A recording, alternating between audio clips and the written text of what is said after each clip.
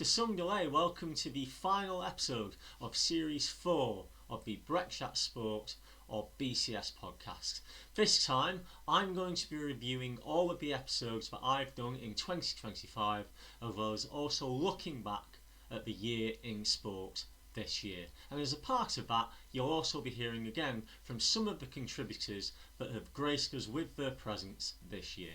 I started the year with a preview of Super Bowl 59, followed by a review of Super Bowl 59, and then the third episode was all about Philadelphia sports. And so it has to be said that for the first 3 episodes of this year, I essentially focused on the Philadelphia Eagles. As a part of that then, let's hear again from some Philadelphia Eagles fans with their reactions to their win in Super Bowl 59. How good was Jalen Hurts? I hope all those doubters, all those pundits, the experts, as you want to call them, take a step back now and put some kind of respect on his name, because that all he does is win. Go Birds! What an incredible game. The defense dominated. The Chiefs didn't really have a chance. I mean, look, what was it, 24-0 going into halftime? Come on. Like, is this Pee-wee football, or is this, the Super Bowl champions? So, very, very excited. So thrilled to be a Philadelphia Eagles fan. They went to stop the run on Barkley. They've spent all week worrying about how to stop Barkley, and the funny thing is Kansas City did that. They stopped Barkley. But there's more than one way to skin a cat. And the Eagles did that. That's why I'm so impressed with Jalen Hurts. When they came back out at 27-0 and Mahomes had just gone 4-out, and then immediately straight over the top to Devontae Smith. Superb. You can stop Barkley if you want. We've got more ways to beat you than that. And Hurts said, I'm better than that. And I'm going to show you that I'm better than that. I don't just rely on Barkley. Of course, Barkley being there allows the play action and the run game to completely open up. They stopped Barkley. That wasn't enough, because they didn't stop the Philadelphia Eagles run game. They didn't stop the Philadelphia Eagles quarterback rushing. They didn't stop the pass game. They didn't stop the defensive line from absolutely mauling them. They didn't stop the defense in general from having what I think is the greatest Super Bowl performance by defense I've ever seen.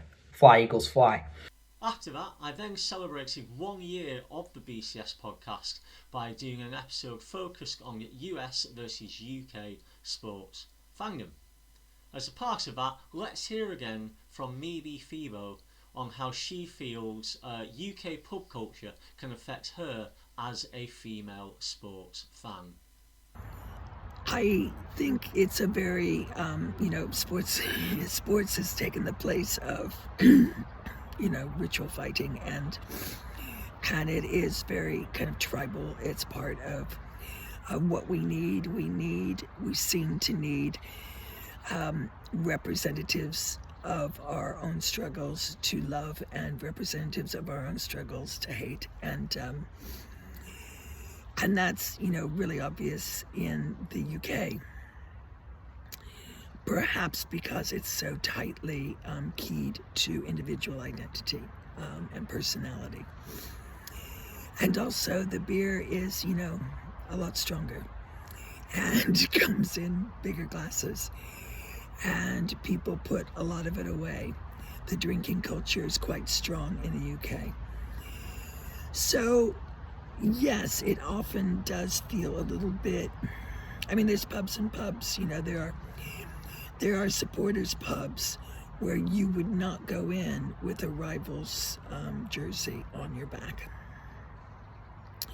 Or even walk on the streets nearby. And then there's village pubs where, everybody might know each other, and there might be 5 different jerseys in the pub that night. So it's pubs and pubs. Sports bars are generally a little bit friendlier and more tolerant, and less about getting, really hammered than a UK pub. Both are potentially very misogynist places. So as a woman, I'm always really aware that I'm surrounded by a bunch of men who are drinking quite heavily. So yeah, there is more of an edge to walking in to a pub in the UK, especially one that you don't know, to watch a match. In the summer, FIFA then staged the first edition of its revamped Club World Cup competition. The tournament came in for a lot of criticism before, during and after, and was eventually won by Chelsea. Here is what football writer, friend of the show and Liverpool fan Andrew Beasley had to say prior to the tournament start. I think it's an interesting tournament in the sense that if Liverpool were actually in it, I would probably care quite a lot more about it than I do, which is basically not at all. It's obviously designed to just generate money for the clubs involved and FIFA and things like that. So it's very hard to be too enthused about it if your club isn't involved. It doesn't seem like it's going to be a good thing for the players who clearly need a rest. You know, it means that last season rolls almost inevitably straight into next season with very little time for recovery. So I don't think it will help the likes of Manchester City and Chelsea, the Premier League clubs who are going to be involved. I'm sure I'll watch it once it reaches the latter stages, but it's not something I'm hugely enthusiastic about at the moment. Later in the year, after much research, I then did an episode focused on the manosphere's relationship to sport. As a part of that, let's hear a snippet again from my chat with Associate Professor of Communication Studies at Loyola Marymount University in Los Angeles, California, Dr. Chris Finley, on what he thinks about the manosphere and its relationship to sport. One of the arguments that my colleagues and I who work in this space are trying to make, that is sometimes at odds with many other folks that are researching this space, is that the manosphere is not a homogeneous space.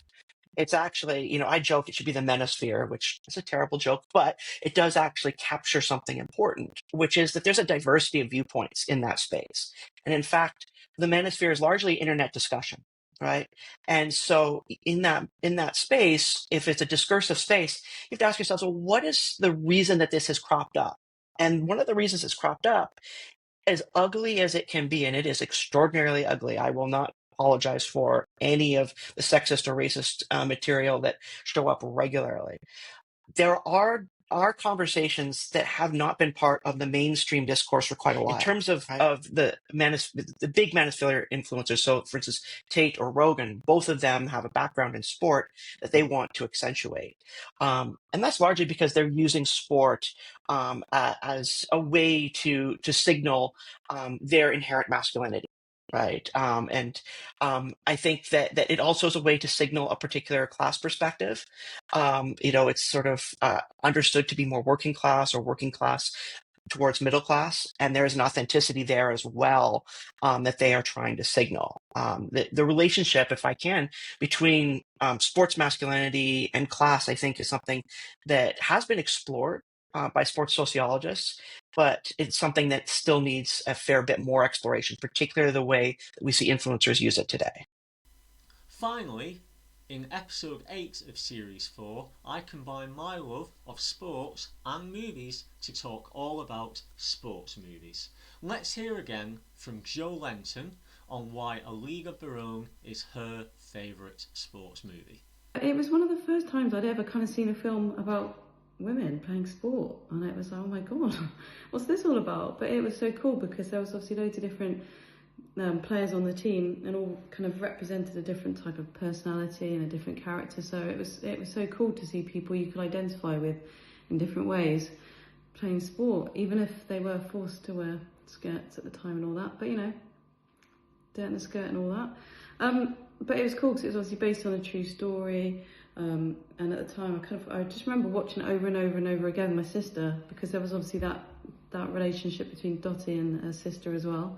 But I suppose the cool thing too now, if talking about this film now, it's taken from when those women were playing football back, war times, to literally the present day when there's potentially going to be a women's professional baseball league again, which is mad. All that time has passed, which says a lot about society and how things have moved slowly in certain areas since then. So, yeah, that as well as loving the film, I'm also loving the fact that this many years later, we're going to get 4 professional women's baseball teams. So that's quite a nice little way to wrap up. But yeah, favourite film of all time, A League of Their Own. Let's go Peaches. See you later. I'd like to take this opportunity once again to thank everyone that has contributed to the BCS podcast in 2025. It is them taking time out of their day to share their thoughts and opinions that makes this podcast what it is, and I am truly grateful to them for that. On that note, let's hear from some of our other contributors on what their favourite sporting moment has been in 2025. Being from Oklahoma, I'm not a huge basketball fan, but it was very exciting to see the Oklahoma City Thunder win an NBA championship. Even though I'm not a huge fan of it, it was great to see something in the state of Oklahoma that was on a national scale that people could rally around and enjoy. That's something we don't get too often in Oklahoma. So all things considered, a pretty good year in sports. Ian Blease here from the University of Lancashire. Just wanted to give you a quick shout just to let you know that my favourite sporting moment of the year was the Dodgers winning the World Series, going back-to-back champions, and their third since 2020. I think that really cements their legacy. I think it really defines them as the best team of this era, and I can't wait to see just how much better they can make it over the years to come, if at all. Hi, I'm Freddie Lorkeen, and my favourite sporting moment of 2025 was the Dodgers winning the World Series for the second consecutive time. I think it's because it's the first time someone's repeated and retained the title in almost quarter of a century, and it also felt like we were never going to win that World Series until we won the World Series. So I had to process all that in seconds, and the elation of it being over and we'd won. It was crazy. With an extra bonus, my favourite in-person moment was being in the Emirates as Arsenal beat Real Madrid 3-0 and Declan Rice scoring 2 free kicks. My soul, my body elevated that day. One of the best nights of my life. Hi, I'm Mimi Thebo, and my favorite sporting moment of 2025 actually happened outside of primary school. I was walking by and heard a little boy say, look at me, I'm Chloe Kelly," as he was playing football.